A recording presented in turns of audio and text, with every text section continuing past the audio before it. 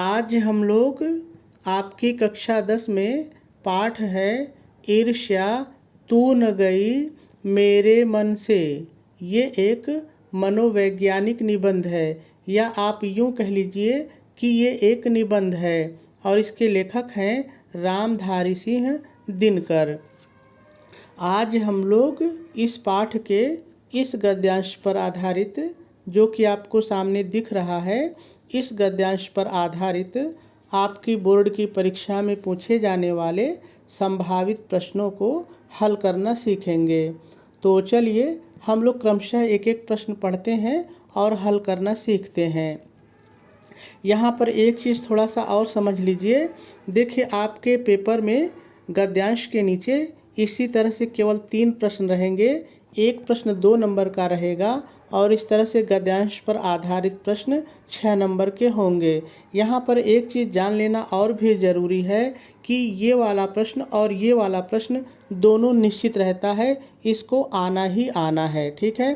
तीसरा वाला प्रश्न का निश्चित नहीं रहता है, ये गद्यांश में किसी भी लाइन से आ सकता है। मेरे कहने का क्या मतलब है, ज़रा सा समझिए। देखिए, तीसरा वाला जो प्रश्न है वो इस लाइन से, इस लाइन से, इस लाइन से, किसी भी लाइन से पेपर बनाने वाला बना देगा और आपको इसी गद्यांश में खोजना पड़ेगा उसका उत्तर और खोज के लिखना पड़ेगा। ठीक है। तो चलिए अब हम लोग प्रश्न को पढ़ते हैं और हल करना सीखते हैं। देखिए, पहला प्रश्न कह रहा है उपर्युक्त गद्यांश का संदर्भ लिखिए। तो चलिए हम लोग संदर्भ लिखते हैं। तो देखिए, सबसे पहले आप प्रश्नोत्तर नंबर डालेंगे और पहली बार में कम से कम 2 लाइन छोड़ेंगे। उसके बाद जब भी नई चीज़ें आएँ तो आप 1 लाइन छोड़िए, लेकिन पहली बार में आपको 2 लाइन छोड़ना है। ठीक है। उसके बाद आप संकेत लिखेंगे। देखिए, संकेत में जो भी गद्यांश आप हल करते हैं उसके शुरू का और डॉट डॉट लगा के अंत का थोड़ा सा लिखना पड़ता है। ऐसा इसलिए है क्योंकि देखिए, आपके पेपर में 2 गद्यांश दिए रहते हैं, उनमें से कोई एक आपको हल करना होता है और जब कॉपी जांचने वाला इस संकेत को देखता है तो एक झटके में जान जाता है कि आपने कौन सा गद्यांश हल किया है और उत्तर देखने में भी आपका सुंदर लगता है। तो आप संकेत लिख दीजिए, कोई दिक्कत नहीं है।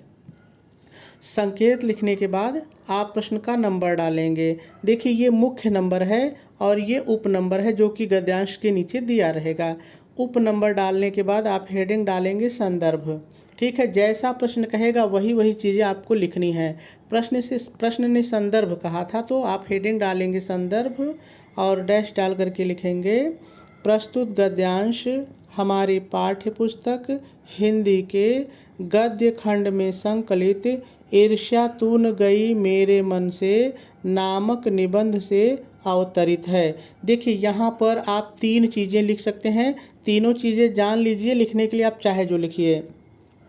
देखिए, यहाँ पर आप लिख सकते हैं ईर्ष्या तू न गई मेरे मन से नामक निबंध से, या कह सकते हैं नामक शीर्षक से, या आप कह सकते हैं नामक पाठ से। ठीक है। यहाँ पर भी आप 3 चीज़ें लिख सकते हैं। पाठ से अवतरित है, उद्धृत है या लिया गया है। 3 में से चाहे जो लिख दीजिए। ठीक है। अवतरित है, इसके लेखक रामधारी सिंह दिनकर जी हैं, पूर्ण विराम लगा देंगे और आपके पहले प्रश्न यानी संदर्भ आपका पूरा हो जाएगा। यहाँ पर ध्यान क्या आपको देना है, देखिए, किताब का नाम, शीर्षक का नाम जिसको आप पाठ भी कह सकते हैं, पाठ का नाम और लेखक का नाम आपको काले रंग की पेन से लिखना है और सिंगल इन्वर्टेड कामा के अंदर लिखेंगे। ठीक है। तो आपका जो संदर्भ है वो अच्छा दिखेगा। पहला प्रश्न पूरा हुआ। चलिए अब दूसरा प्रश्न पढ़ते हैं। देखिए, दूसरा प्रश्न कह रहा है कि गद्यांश के रेखांकित अंश की व्याख्या कीजिए। तो चलिए हम लोग गद्यांश पर चलते हैं और देखते हैं कि रेखांकित अंश है कहाँ पर। तो देखिए, आपको दिख रहा होगा यहाँ पर रेखा खींची गई है इस तरह से और यहाँ तक रेखा खींची गई है। आपको इतने की व्याख्या लिखनी है, लेकिन ध्यान रहे पेपर बनाने वाला रेखा कहीं भी खींच सकता है। वो जहाँ भी रेखा खींचेगा उसकी व्याख्या आपको करनी होगी। ठीक है। तो अब हम लोगों को लिखना है, लेकिन एक बार यहीं पर इसकी व्याख्या समझ लेते हैं, फिर लिखना सीखते हैं। देखिए, व्याख्या लिखते समय जितना मैं बताऊंगा अगर उतना आपको नहीं आता है तो कोई बात नहीं है, थोड़ा बहुत भी यदि आप बदल के लिख देते हैं, थोड़ा बहुत मतलब थोड़ा बहुत भी आप बदल के लिख देंगे तब भी आपको पूरा नंबर मिल जाता है। क्योंकि कापी जांचने वाले को पता है कि आप छोटे हैं, एक टीचर के जितना आप नहीं लिख सकते हैं, तो थोड़ा बहुत बदल के लिखेंगे तब भी आपको नंबर मिल जाएगा, लेकिन आपको खाली छोड़ के नहीं आना है, ठीक है। मैं ऐसा इसलिए कह रहा हूँ कि व्याख्या वाला ही प्रश्न आपको सबसे ज़्यादा परेशान करता है। तो चलिए हम लोग इसकी व्याख्या पहले सीख लेते हैं। तो लेखक रामधारी सिंह दिनकर कहते हैं, ईर्ष्या का यही अनोखा उपहार है। मैंने वरदान को बदल के कह दिया उपहार है कि यह जिस मनुष्य के हृदय में ईर्ष्या घर बना लेती है, थोड़ा सा और बदल दीजिए, ईर्ष्या घर बना लेती है अर्थात ईर्ष्या का जन्म होता है, वह उन चीज़ों से आनंद नहीं उठाता जो उसके पास मौजूद है। लेखक कहते हैं कि जिसके हृदय में ईर्ष्या का जन्म हो जाता है वह व्यक्ति उन वस्तुओं को जो कि उसके पास है, उन वस्तुओं का उपभोग करके आनंद नहीं उठा पाता है। कहने का मतलब ऐसे है, लिखना नहीं है, समझने के लिए। मान लीजिए आपके पास साइकिल है और पड़ोसी के पास बाइक है। अब आप साइकिल का लाभ नहीं ले पा रहे हैं, उसको चला नहीं रहे, उससे आनंद नहीं ले रहे हैं। अब आप रो रहे हैं ईर्ष्या के कारण कि मेरे पास तो बाइक नहीं है, बाइक नहीं है। अरे भाई, जो वस्तु आपके पास है उसका आनंद लीजिए और कोशिश कीजिए कि आपके पास बाइक हो जाए, कोई दिक्कत नहीं है। लेकिन जब तक बाइक नहीं है, जो वस्तु आपके पास है उसका उपभोग कीजिए, उसका आनंद लीजिए, ईर्ष्या करके किसी से दुखी मत होइए। तो वही कह रहे हैं कि जिसके मन में ईर्ष्या जन्म लेती है वह उन चीज़ों का उपभोग करके आनंद नहीं उठा पाता है जो उनके पास है, बल्कि क्या होता है, बल्कि उन वस्तुओं से दुख उठाता है जो दूसरों के पास है। बल्कि वो वस्तुएं जो दूसरे के पास है, दूसरे के पास बाइक, उसको देख करके आप जल रहे हैं, दुख उठा रहे हैं, तो जो वस्तुएं दूसरे के पास है उसका दुख उठाता है और जो उसके पास है उससे भी आनंद नहीं उठा पाता। इसी चीज़ को आपको लिखना है। लेकिन आगे की भी व्याख्या देख लीजिए। वह अपनी तुलना दूसरों के साथ करता है और इस तुलना में अपने पक्ष के सभी अभाव उसके हृदय पर दंश मारते हैं। देखिए, इस लाइन में लेखक ये कह रहे हैं कि जब वह अपनी तुलना दूसरे के साथ करता है तब वो देखता है कि हमारे पास, अपने पक्ष में मतलब हमारे पास में जो बगल वाले पड़ोसी के पास है वह वस्तु हमारे पास नहीं है, और जब उसके पास वह वस्तु नहीं होती है तो वो ईर्ष्या से भर जाता है और दंश मारते मतलब दुखी हो जाता है कि मेरे पास वह वस्तु क्यों नहीं है। दुखी रहते हैं, दंश मारते रहते हैं मतलब दुखी रहते हैं। दुख के इस दाह को, दंश के इस दाह को मतलब दुख, दंश को दुख कर दीजिए। दुख के इस अग्नि को, दाह माने अग्नि को, भोगना कोई अच्छी बात नहीं है। लेखक कहते हैं कि ईर्ष्या के कारण दुख की इस अग्नि में जलना अच्छी बात नहीं है कि वह वस्तु मेरे पास क्यों नहीं है।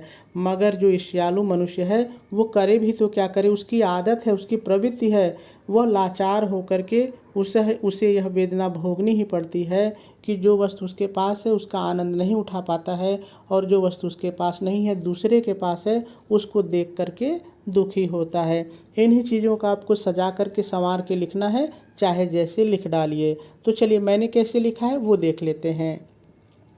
तो देखिए, पहला प्रश्न जब आपका पूरा हो जाए, तो फिर एक लाइन छोड़ेंगे, नंबर डालेंगे और हेडिंग डालेंगे रेखांकित अंश की व्याख्या। देखिए, प्रश्न ने कहा था कि रेखांकित अंश की व्याख्या कीजिए, इसलिए हमने हेडिंग डाली रेखांकित अंश की व्याख्या। डैश डालेंगे और लिखेंगे जैसे मैंने बताया है वैसे मैंने लिखा है। प्रस्तुत रेखांकित अंश में लेखक रामधारी सिंह दिनकर जी ईर्ष्या के प्रभाव का वर्णन करते हुए कहते हैं कि, इतना मैंने अपने से जोड़ा है, अब आगे लाइन की व्याख्या है। कहते हैं कि ईर्ष्या का यह अनोखा उपहार है कि, जैसे जैसे मैंने बोला था, अनोखा उपहार है कि यह किसी भी व्यक्ति के हृदय में उत्पन्न होती है, अर्थात जिस किसी भी व्यक्ति के हृदय में यह अपना घर बना लेती है, वह व्यक्ति उन वस्तुओं का उपभोग कर आनंद नहीं उठा पाता है जो उसके पास है, अपितु वह ईर्ष्या के कारण उन वस्तुओं से अकारण ही, बेमतलब अकारण ही कष्ट उठाता है जो दूसरों के पास है। पूर्ण विराम लगा देंगे और रेखांकित अंश की व्याख्या पूरी हो जाएगी। चलिए अब तीसरा प्रश्न पढ़ते हैं। देखिए तीसरा प्रश्न आपसे कह रहा है कि मनुष्य दुख क्यों उठाता है। बहुत ही सरल उत्तर है। आप चाहे तो थोड़ा सा लिख सकते हैं कि मनुष्य ईर्ष्या के कारण दुख उठाता है। लेकिन देखिए जब हम लोग इसका उत्तर ढूंढते हैं गद्यांश में तो हमको यहाँ दिखता है, देखिए यहाँ पर दुख उठाता दिख रहा है ना। तो यहाँ पर है कि वह उन चीज़ों का आनंद नहीं उठाता जो उसके पास मौजूद है, बल्कि उन वस्तुओं से दुख उठाता है जो दूसरों के पास है। यहीं से उत्तर हमको लिखना है, लेकिन कैसे लिखना है चलिए देखते हैं। तो देखिए आप प्रश्न उत्तर नंबर डालेंगे और लिखेंगे मनुष्य ईर्ष्या के कारण जो वस्तुएं उसके पास है उन वस्तुओं से आनंद नहीं उठा पाता है, अपितु जो वस्तुएं दूसरों के पास है उनसे कष्ट उठाता है। पूर्ण विराम लगा देंगे और तीसरे प्रश्न का उत्तर भी पूरा हो जाएगा।